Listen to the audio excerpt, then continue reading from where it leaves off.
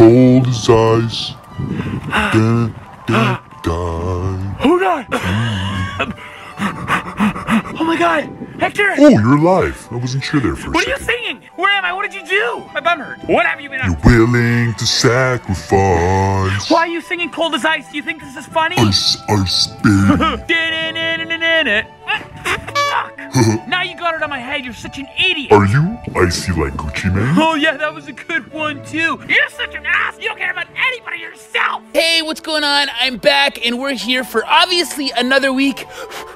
Another week of fights. Now, we have two organizations we're going to talk about today, but we're only going to talk about the main event of each because, frankly, every other fight makes no fucking difference who wins or loses. Then why are you going to waste my time? We already talked about You're right. On with it then. Thanks. Obviously, I'm frozen like an ice cube. My arms got goosebumps like Braille. Yep. It's saying Hector's an ugly son of a fuck. And that he's in love with plastic dolls. It's pretty accurate.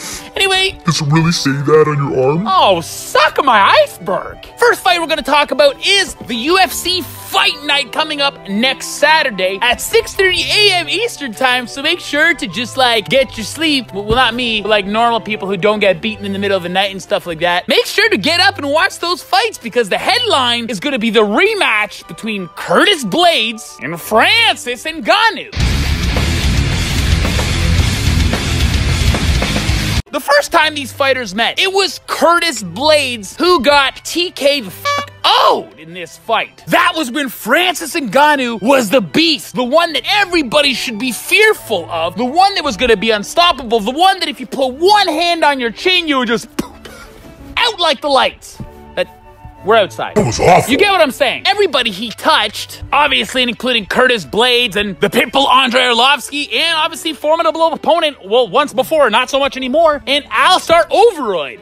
How could you make that mistake? Because he was a steroid freak. You get what I'm saying? It was a funny joke. People love it. I don't. Yeah, I guess not you. But now when we look at these two fighters, they are completely different compared to when they first fought years ago. So it's not even fair to say that the fight's going to end up going the same way or they're going to come in looking or acting the exact same way that they once did before. The reason is we're going to start on the Curtis Blaydes side. Curtis Blaydes, when he first fought Francis Ngannou, he was still relatively new to the sport of MMA. He was coming in 5-0, a reputable record for sure, but fighting really nobody. It was his first time fighting someone on the big main stage against someone that everybody was fearful of, obviously in Francis Ngannou. But since then, Curtis Blaydes has gone undefeated in his next 6 fights, obviously one of them being a no contest, but after that no contest, ripping through 4 fights in a row, with his last 3 coming off of Alexei Oleinik, Alistair Overeem, just like Francis Ngannou did, and of course Mark Hunt, just like Francis Ngannou did. Curtis Blaydes is ready for this rematch. He is matured completely as a fighter, and he's fought these top names, not just Francis Ngannou anymore. And Curtis Blaydes is the one that wanted this rematch. Why might you ask? Because he knows, he feels deep down in his soul that he can get this fight back. And kind of me too, the way Francis Ngannou's been acting. Francis Ngannou stepped into the octagon, literally knocking everyone the f out in disgusting fashion, leaving no TKO or body twitching on that floor. He basically put him to complete silence and stiffness. Sponsored by Viagra. Viagra? Like you and Bonnie, shut up. And Francis Ngannou has obviously beat similar opponents that Curtis Blaydes just beat. His last 2 wins coming against Alistair Overeem and Mark Hunt. But having said that, Francis Ngannou, in my opinion, was pushed into a title shot way too early. And that's just because he sold tickets. Everybody wanted to see his hands, what they could really do when they touched the champion at that time in Stipe Miocic. But Stipe Miocic put Francis Ngannou through the cleaners for 5 rounds. It was actually very surprising that he couldn't finish Francis Ngannou, because when Francis Ngannou stepped into that 2nd round, he looked like an amateur. And you know what? It's fair to say that he is still very amateur in the sport. He's a one-trick pony, and now that's being exposed. Because then when he fought Derek Lewis after that, because he lost, he didn't know how to register a loss. He doesn't know how to bounce back from a loss. So going up against Derek Lewis, who, let's face facts, is not someone to worry about in terms of cardio or groundwork or that many striking techniques or even power in comparison to Francis Ngannou. But Francis Ngannou was still afraid to engage. And that was the fight. That was the fight that was meant. It was meant for Francis Ngannou to easily get that knockout and be once again that top fearful contender in the heavyweight division, but he fucking blew it. And now you're going up against Curtis Blaydes, a guy that's lost from you obviously by TKO. TKO, but he's on that 5-fight win streak with that no contest in between, and he is ready for you because he knows all he has to do is wait it out. Weather that early storm, be cautious, don't rush in right away, and maybe even try to set you up for a takedown, which is what I think is going to happen. I think this fight is going to end in the second round, and it's going to be Curtis Blaydes. I think Francis Ngannou is still going to be super hesitant and such a fucking pussy. I do think this is the end of the Francis Ngannou era, which sounds kind of stupid because it ended long ago when he fought Stipe Miocic. But I think Curtis Blaydes is just going to capitalize on this opportunity and even the score by devastating beat-down fashion. It's not even going to be close. He knows the keys to victory, and I think everybody now that goes up against Francis Ngannou is going to know the keys to victory. Curtis Blaydes, second round, ground and pound. Bow! Now, we go to a new organization by Oscar De La Hoya. Bro, what the fuck are you doing? I thought you were a boxing promoter. This is like an MMA event? I get that, but I'm just trying to talk. But shut up! But Golden Boy is bringing to us the trilogy fight against Tito Ortiz and Chuck the Iceman Liddell. Because he has hypothermia like you? No, they don't call him the Iceman for that. Well, it's just a funny coincidence. Not everybody is freezing to death like me, you slave driver.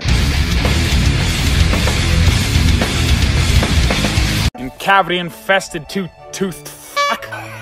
Good one. We call this fight a trilogy fight, but to be honest, is it really a trilogy fight? A trilogy fight to me usually is that third fight that solidifies who's the best, who wins the best 3 out of series. But Chuck Liddell is already beat Tito Ortiz both times in devastating fashion. They were both one-sided fights, one-sided TKO. But the big difference is Chuck Liddell has been off for near 5 years. And when he did fight, he came off of 3 consecutive devastating knockout losses, and that's why Dana White said, "Hey man, I'm gonna pull the fucking plug on you." Which exactly what I would do to Hector if he was sick and in critical condition and he needs somebody to save his life. So I would say, ha! Not happening, buddy! Ow, my clavicle. But seriously, Rashad Evans, Mauricio Shogun Hua, and Rich Franklin changed the whole entire chin of Chuck Liddell. Having said that, he is going against, obviously, Tito Ortiz, who is not really known for such knockout devastating power, which is great for Chuck Liddell. Chuck Liddell already knows, too, walking into this cage, that he knows how to beat Tito Ortiz. But Tito Ortiz, I think, would probably be the better of the shape between the two fighters, just because Tito Ortiz has been the far more active fighter when he went over to Bellator instead of retiring all in general. But when he came into Bellator, he beat what everybody thought was going to be the most devastating Russian fighter, obviously other than Khabib Nurmagomedov and Fedor Emelianenko and Alexander Shlemenko. But Tito Ortiz came in and made a quick thunderous noise in the Bellator cage when he took Alexander Shlemenko the fuck out. Then Stephan Bonner, steroid freak, came in for the UFC to Bellator and said, "Hey Tito, I'm gonna kick the out of you." But really he was unsuccessful in doing so because he lost via split decision, if anybody remembers that fight. Then Tito lost the title fight to Liam Aguirre, and then he came back to beat Chael Sonnen. Point is that he has way more fighting experience as of the recent years. But obviously we know the different style in fighters. Chuck Liddell, although he is a really good wrestler, he uses it only for takedown defense purposes. Although Chuck Liddell's chin may not be what it once was, his hands probably still have some serious thunder behind them. And no matter what Tito Ortiz says, he gets really emotional when he gets inside the cage, and he gets really excited at first, but then as soon as he gets hit, especially someone by Chuck Liddell, we've seen in his last 2 fights, he's like, This could be the end. The fight, in essence, it really means nothing. There's no title on the line. There's no legacy on the line. They've both already cemented their legacy. But I think this is going to be great because it just shows that people of that age, obviously nearing the mid-40 mark and the 50-year-old mark, can still find a place to fight. It might not be fighting these young guns, but that's not what they want to do anyway. They still just want to put food on the table for their family and still do what they believe they were made to do, and that's fight. And that's what I believe they were made to do as well, because they're both pretty great fighters. I'm going to say that Tito Ortiz is going to come out swinging. He's going to come out looking pretty good, but I just think Chuck Liddell is going to catch him again. Tito's going in for a shoot, and Chuck Liddell's just going to rubber him and then just hammer him down on the ground. But I do really like this fight because it kind of opens doors for all these old fighters, and, you know, maybe the winner of this fight will fight maybe the winner of Rampage Jackson and Vanderlei Silva, having these oldies fight again against each other because it's all about just for the love of the sport now. So if I'm going to have to put this down once again, I do think Chuck Liddell is going to get this victory in the first round. I think they're going to be a little cautious for the first 2 or 3 minutes, but then once they engage, someone is going to feel the wrath right away, and I think it's going to be Tito Ortiz that gets caught in the chin, fall into the mat, and Chuck Liddell is going to get on top of him, being the bigger guy that he is, so obviously he's going to kind of negate that hip strength of Tito Ortiz, and he's just going to lay those hammer fists down on Tito Ortiz's face. So that's it. That's my wrap up for the Golden Boy Productions and obviously the UFC Fight Night coming up next weekend. Make sure to wake up at 6:30 Eastern time on Saturday morning so you can watch this in Beijing, China. Get ready. I'm getting the out of here no matter what Hector says. I'm freezing my balls off. I'm pretty sure I got shrinkage. I just shrank down from 2 feet to 1 foot. Still pretty damn huge, but seriously, I'm shrunk. I'm out of here. We'll have to see about that. You have to do my own thing. Oh, hello there. Ow.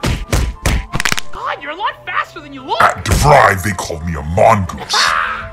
Because of my speed. What the f***, Hector? Oh my God, it's cold. Well, yeah, it's snowing. You're such a fucking asshole.